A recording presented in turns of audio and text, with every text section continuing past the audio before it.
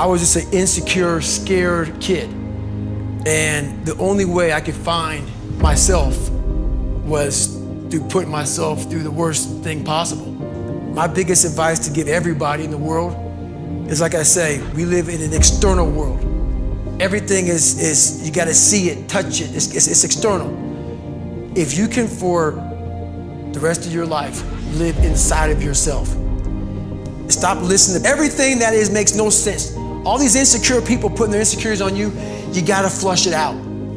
You gotta just be whoever the hell God or whatever the hell you believe in. If you believe in nothing but yourself, I don't care what it is. You gotta take everything and throw it away. You have to believe in one thing, and that is yourself. And I'm not saying don't believe in God or what you believe in, but right now, for you to find greatness in yourself, you're not gonna find it by looking in a book or by even hearing me. I may give you the spark, but you've got to go inside yourself to find it. And that means you gotta be quiet. Go in a room, stop talking, search your soul, search your mind, search your abilities, and you'll find it. But if you're not looking for it, you won't find it. So you gotta go start your journey. And the journey starts with you finding, why the hell am I here on this planet Earth? Why am I here? And if you don't know that, you will live the rest of your life searching, always asking the question, why? Well, it was pretty crazy for me. It took a while to get to that point where enough was enough. What happened, I came home one night from work spraying for cockroaches. Long story short, I turned on the Discovery Channel. I saw some guys going through Navy SEAL training, and they were going through Hell Week, and they were getting their ass just beat. You know, in and out of the water, guys ringing the bell. They were just suffering. And I was weighing like 297 pounds. And I had to make a change in my life.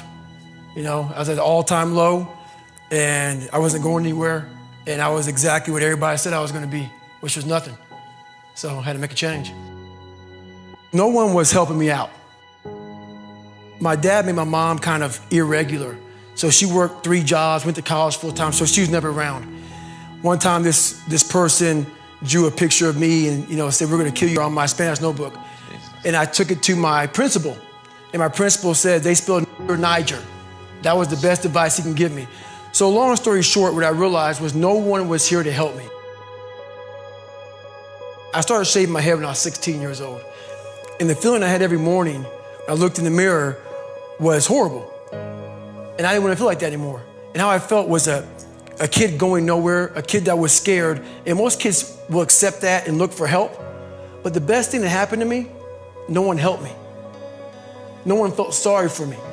No one looked at me and said, like this day and age, they'll take you in and they'll tell everybody, stop picking on this person. Back then, they didn't care. The KKK marched in our 4th of July parades. They had to stay 100 yards back, but they marched in it. Wow. That's how this town was. And my mom cared about me, but my dad took our soul. And she did the best she could. I had to figure out I wasn't gonna be a punk kid all my life. So the only way I could turn it around was to suffer. I had to build calluses in my brain the same way I built calluses on my hands. So I broke the Guinness Book of World Records for pull-ups a long time ago, but I failed at it twice. And I did 67,000 pull-ups in trying to break this record. So to do 4,030 pull-ups, I had to do 67,000 for training for that.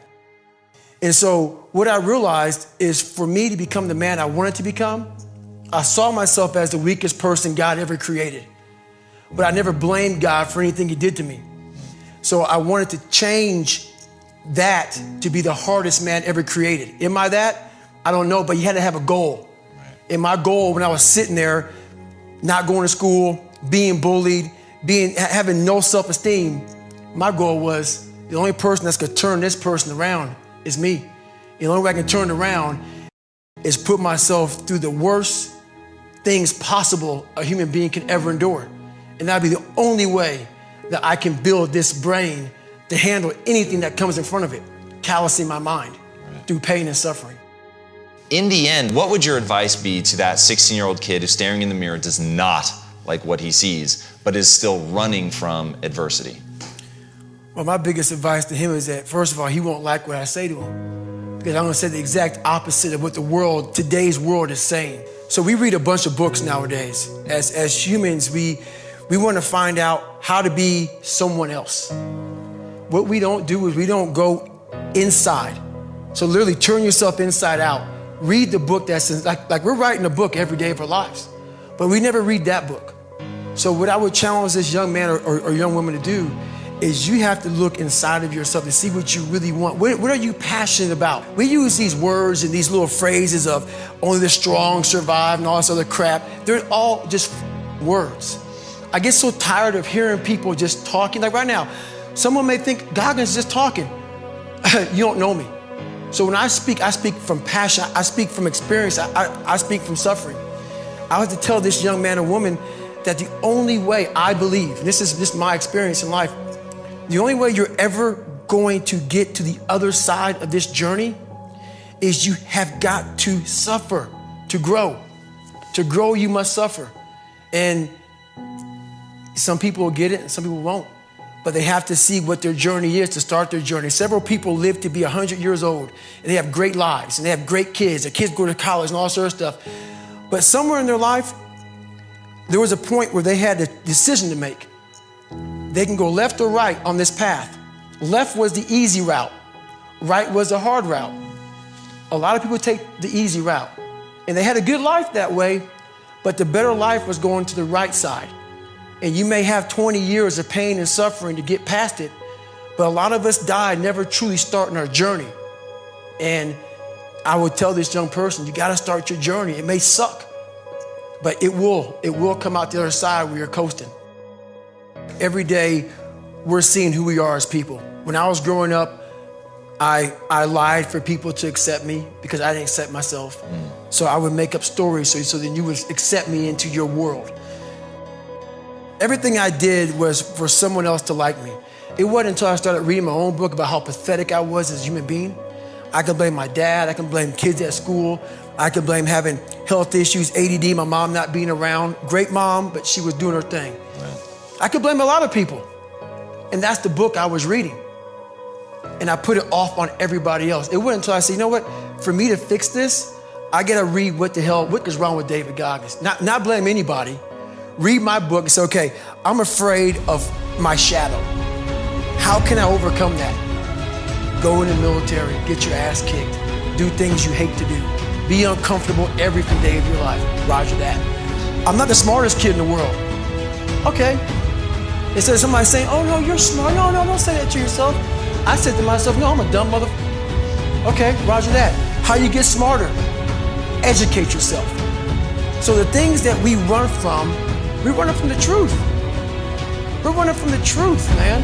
So the only way I became successful was going towards the truth. As painful and as brutal as it is, it changed me.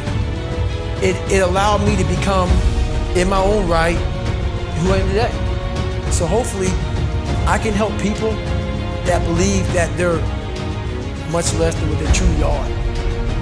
Help them find greatness in themselves. And greatness isn't running 200 miles at a time or doing 4,000 pull-ups or being a SEAL. Greatness is whatever the hell you dreamed of in your own mind. You gotta first see it. You gotta first create this vision in your mind. And then that's when I come into play. Once you create this vision in your mind, it's how am I gonna get there now? And that's when I come into play. But first you gotta create your own vision. And then it's not external. It's the vision created is inside of you. So until you create that, I'm nobody to you. I'm slowly writing a book right now. It's taking me 4 or 5 years because I have so many things to talk about. It's gonna be probably several books. But the first book will probably be about my life story, how I came up, and a few lessons learned along the way. But you know, I have so much to talk about, so much to say, just to give people a lot more than hope. So.